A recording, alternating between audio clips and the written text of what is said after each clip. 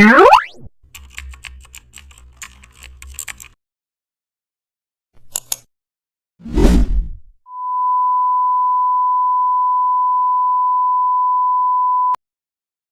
back to the channel. Don't forget to like, share and subscribe for more updates.